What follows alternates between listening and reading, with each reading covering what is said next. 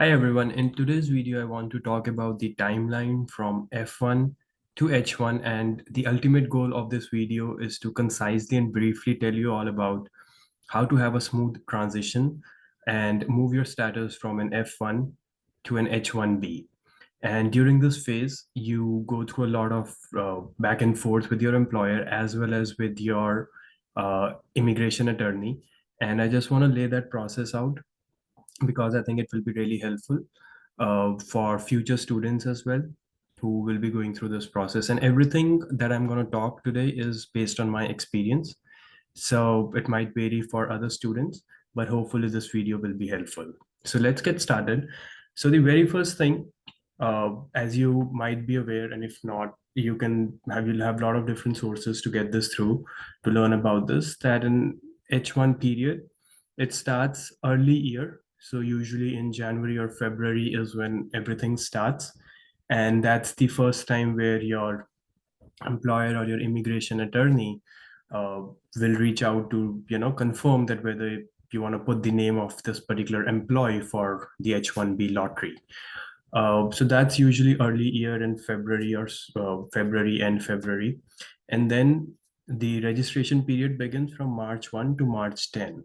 So during that period, your lawyer will put your name with a $10 registration fees. So your name gets submitted. And so simultaneously, once that is done, you get a notice. I have the notice with me, which is called the notice that you have put in the name. And then the results, whenever the results get out, usually it's end of March. And if your name gets picked, for me this year, it was March 27th, you'll get a selection notice. It is called an I-797C, which is called a selection notice stating that this particular beneficiary has been selected and the petition can be filed. So that's the first 3 months process. Now, dividing it into the next quarter, which is April to June, your lawyer working with your employer will get the petition ready.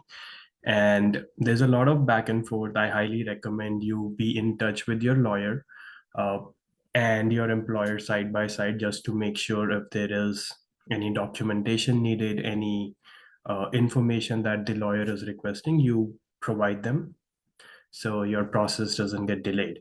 So during this period, I reached out to my employer just to get in touch where I am. And they requested certain documents like my EAD. They needed a copy of that. They needed my foreign address. Once they reach out letting me know that they need my work description, the work that I do. So all those things that are a part of the petition. And usually within the April to June period, this happens. But for considering my timeline, this was in April. And in May, once everything was ready, my lawyer put in all the documents together and sent them to my employer for their signatures. And then I was forwarded those documents for my signatures. And then I send those back to the lawyer. So that's a chain how it goes through. Your lawyer prepares everything, sends them to your employer to sign them, to get the signatures, and then it comes to the employee for their signature, and then I send them back to the lawyer. So once that was done, the documents were then mailed to the USCIS. The lawyer has all the information where to send them, so we don't need to worry about that. And now that phase is done. So April to June, that's all the process that goes in there. Now comes the next period, which is from July to September, where USCIS process all the cases they've received. And if they need any further information, they let the lawyer know. So lawyer is your first point of contact because you won't have any access to any information, and lawyer receives all the correspondence. So I highly recommend be in touch with your lawyer to get all the updates.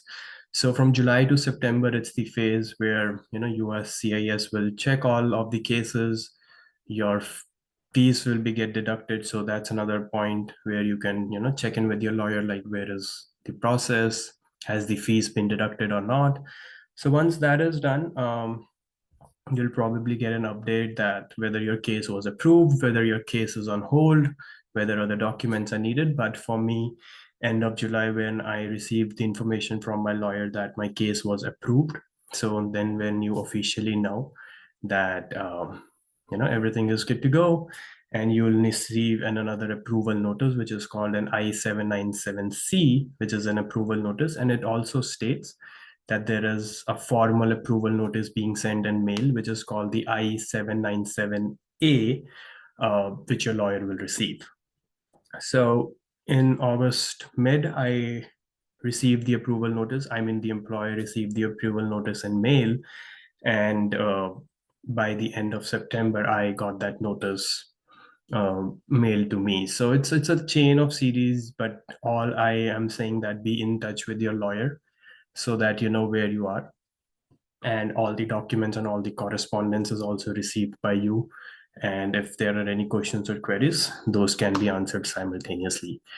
Now, this is a general process when you start, and then finally when you get the approval notice. Now, so I'm currently on STEM OPT. I was currently on STEM OPT, but now my H1B has started. And now October 1st is when H1B date kicks in, and how to have this transition from an F1 to H1B employee and what documents are needed for that. So I reached out to my DSO, and a couple of things that are needed, which I want to share here for future students, is that if you are currently on F1, you need to submit a close CVIS record indicating that you will be moving from F1 to H1B.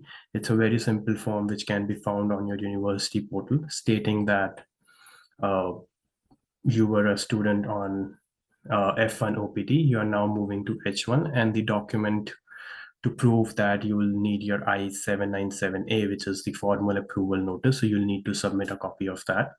And then you just need to put in the start date, which is October 1st.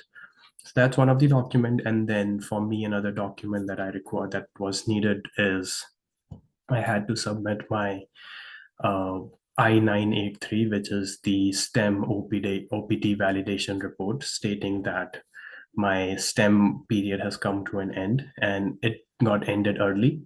But since your H1 starts October 1st, you need to submit that prior to October 1st just to make sure if your DSO needs to verify anything, you have time and everything is good to go.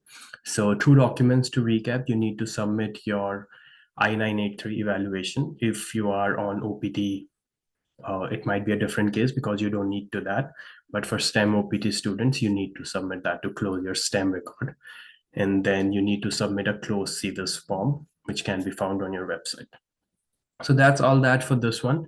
That's how you have a smooth transition from F1 to H1B. And now there are next steps. Now you need to, get this stamping done. So that's something probably content for next video. But hopefully you all find this video helpful.